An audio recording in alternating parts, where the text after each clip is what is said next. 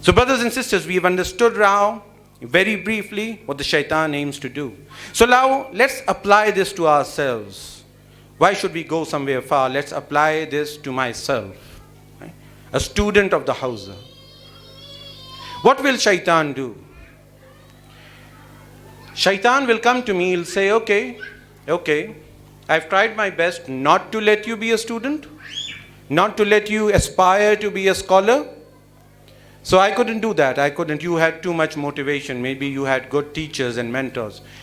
But now what I'll do is, I'll give you this idea of Islam very passively, that it will be the very antithesis of Islam. In one line, brothers and sisters, the separation of religion from politics, the separation of religion from economics, the separation of religion from social life. The Islam of who? I'll name a few historical names with all due respect. If we go back in history, we go to the time of Amirul Mu'mineen alayhi salatu wassalam. We find that there are a few people who say, let me do my worship. Abdullah ibn Umar, for example. He says, let me do my worship. Later on, in the time of Imam Hassan, in the time of Imam Husayn, and obviously in the time of Amirul Mu'mineen as well, you have another, what the Iranians called Aghazadeh, right? Sons and daughters of the elite, the social elite. You have another one of these, Abdul Rahman ibn Abi Bakr. Now both of these people, who are they? They're both sons of caliphs, right? So they have social status. And take yourself in that time, and these people are also of a central nature for common Muslims, because the common Muslims, they don't know what's going on, right? So they look towards these people as the ulama, as the experts, as the seniors. At the same time, you have people like Hassan al-Basri during the time of Amirul Mu'mineen alayhi salam, right? He's young right now, but he has influence. And so many others. And I'm not even taking the name of the people who were outrightly in the Umayyad camp. These were people that during the time of Amirul Mu'mineen were in that gray area, right? They were trying to Ham khurma dashte bashim ham khuda. What was their Islam? And what was the brand of Amirul Mu'mineen? Their Islam was the Islam of the separation of religion, the separation of individual devotion, rituals, rites, worships from siyasa, from politics.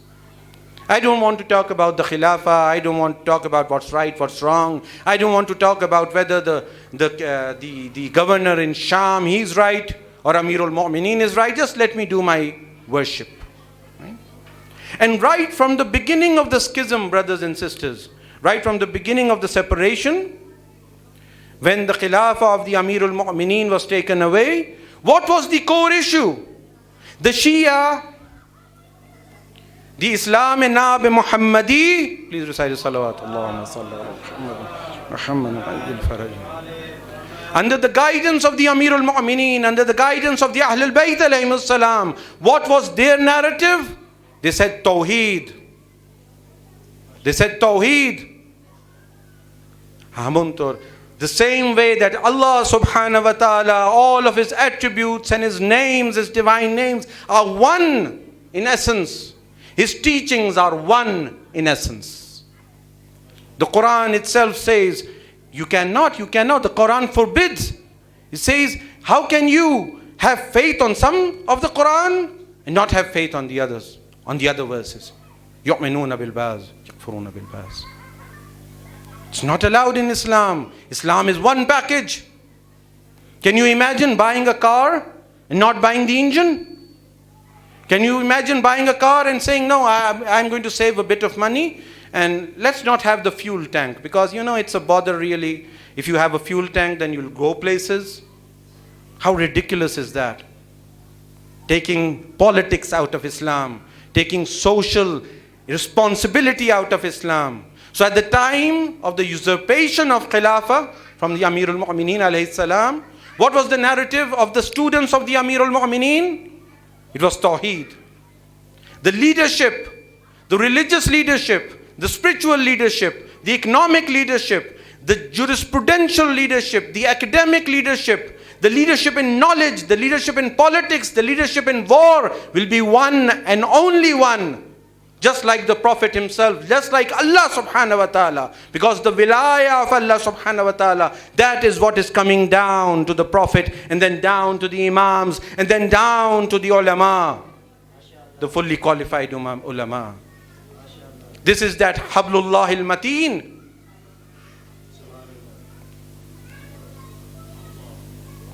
Brothers and sisters, this was the narrative of true, genuine Islam. And against it, what was the deviant narrative? And remains today because of shaitan's conspiracies. And I'm not talking about the intentions of people. The intentions of people may be very good right now. Many of our brothers and sisters, the Ahlul Sunnah, they love the Ahlul Bayt. Individually, some of them might even love the Ahlul Bayt more than a person like me. But the narrative, I'm talking about the narrative, the paradigm, the ideology that is being followed. The ideology is this: the separation of, as the Christians say, church and state. So the Khulafa, the first four Khulafa, and then even the Umayyads, then even the Abbasids become sacred, become holy, become legitimate. Even the kings of our time, the tyrants who do not support anything of Islam and are the first to support the Zionist regime in Israel. Normalization of relationships. Shameless oppressors, shameless usurpers of the name of Islam. Killing the Yemenis, supporting the murder and genocide of the Palestinians. But still you go into these countries and you will have so-called ulama saying, no, this is the misdaq, this is the very person that Allah subhanahu wa ta'ala talks about in the Quran when he says that you must obey the ulil amr. Nastajiru billah. See the two narratives, these two paths. So brothers and sisters, this is one of the great conspiracies of shaitan. It starts off with the people of knowledge, like Imam Husayn said in his famous sermon when he addressed the ulama. And he said, has not God given you respect in society and dignity because you are the trustees, the caretakers of religion, the teachers of religion? Is that not why the people respect you? Then why do you turn away from the two virtues of Allah subhanahu wa ta'ala? Why do you not support the oppressed? Why do you not speak out against the oppressor? Not our words, not the words of Imam Khomeini.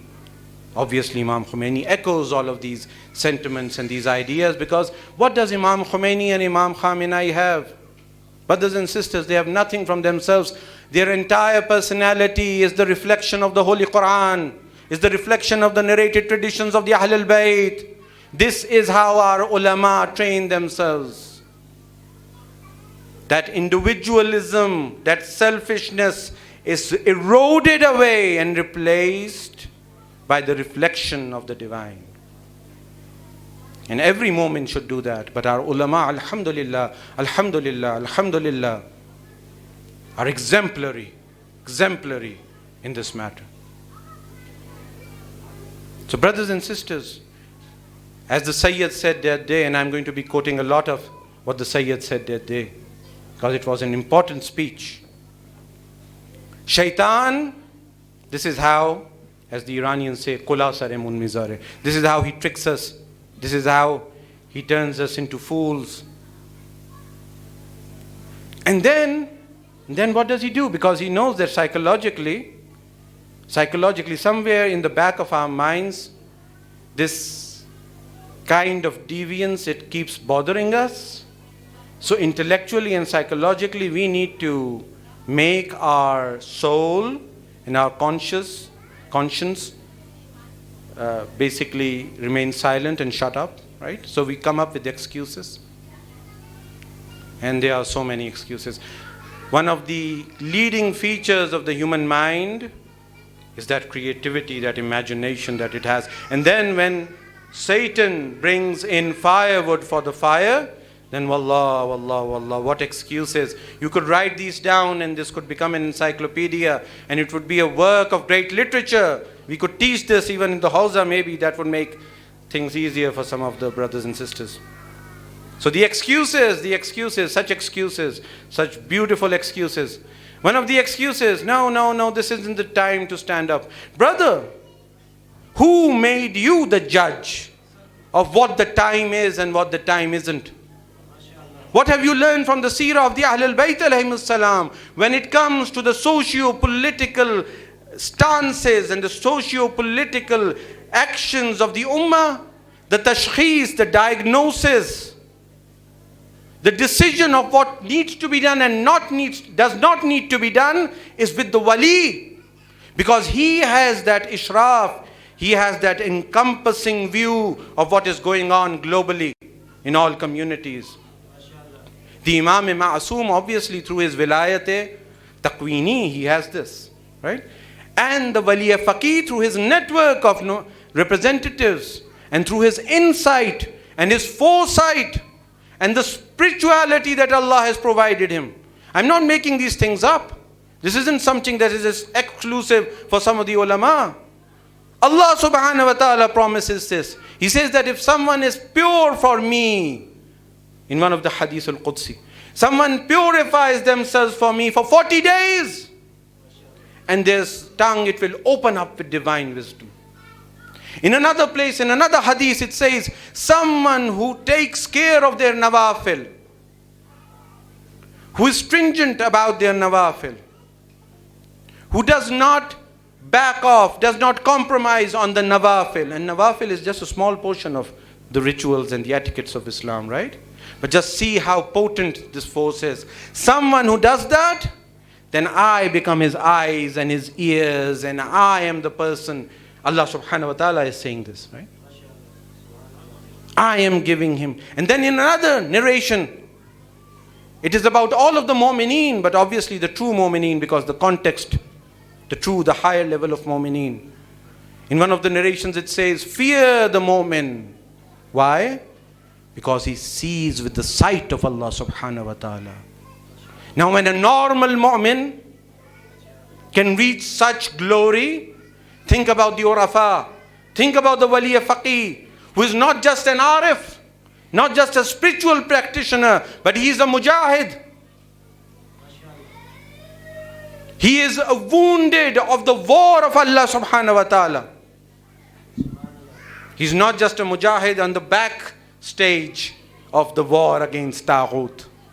Alhamdulillah, we have this. It is a matter of pride for us that our leader, compare him with any of the leaders around the world, Muslim and non-Muslim. Alhamdulillah, he is a reflection of our Imam. He is a reflection of our Imam. And we are proud of that. We are proud of that. Even the enemies, I was reading a few articles just a few days ago, and these were old articles. One of them was a study by, an article written by someone at the so-called Carnegie Institute. It is a think tank. Another article was written by The Economist magazine, and both of these were old articles. And even in those articles, the enemy confesses that there is not a shadow, not an inkling of economic or financial irregularity or corruption within the personality of Sayyid Ali Khamenei, Hafizahullah. Obviously, they don't know anything about spirituality and knowledge, and all of their entire world is financial, right? Al-fadlu ma shahadat bihi al-a'da. Even though later on they came up with all the other falsehoods as well. Ala ayyi hal. So brothers and sisters, What does the shaitan do for our students? I should keep track of the time as well. What does the shaitan do for our students? He says, okay, just read your lum'ah, read your usul fiqh, read your kalam, read your philosophy, become experts in this. Become experts in this. And this is good. We're not negating this, brothers and sisters. But all of this, brothers and sisters, is for the wilayah. In the words of the late Allama Ayatollah Misbah Yazdi, Rizwanullah Ta'ala alayhi, he said that if I have respect, if I have dignity in society, agar man abrui daram, these were his words, if I have respect and dignity in society, I have stature in society, it is so that I may spend this wealth in the path of Allah subhanahu wa ta'ala, in the path of wilayah. These are the exemplars, these are the people that we follow. Not these other individuals who might even appear to us in the form of teachers as well. And brothers, we have talked about this before too. It's not just academics. What is the spirituality? We are in Ramadan right now, right? And I remember that my topic is Ramadan is resistance. And inshallah I'll come to that. And we are coming towards that. Because if we do not have the prerequisite introduction, then we don't understand where the discussion is going. Allahumma salli ala Muhammad wa ali Muhammad wa ajil farajahum. So spirituality in Islam, brothers and sisters, spirituality in Islam, Ramadan, the month of spirituality, right? The month of supplications, of prayer, of purification, right? Everyone knows that. We celebrate that. But what kind of spirituality, brothers and sisters? The spirituality of Hasan al-Basri? The spirituality of the Sufis? The spirituality of the Khanqah? The spirituality of being in a corner of society, not caring about the others? The spirituality of going into niches and going into caves? Is that the spirituality we're talking about? Or are we talking about the spirituality of Ali ibn Abi Talib alayhi salam? Are we talking about the spirituality of Ali ibn Abi Talib alayhi salam, who when strikes the enemy in Khandak, the Prophet of Islam says, Zarbatu aliyin yawm al-Khandak afdalu min ibadati saqalain. Ibadati saqalain, brothers and sisters, not harb saqalain or jihad saqalain. He was careful in choosing his words, obviously. He was the divine prophet. The striking with his sword is spirituality. When he prays, it is an act of politics. When he does politics, it is an act of spirituality. They are inseparable because he is the reflection and the manifestation of Divan Tawheed. Ya Ali.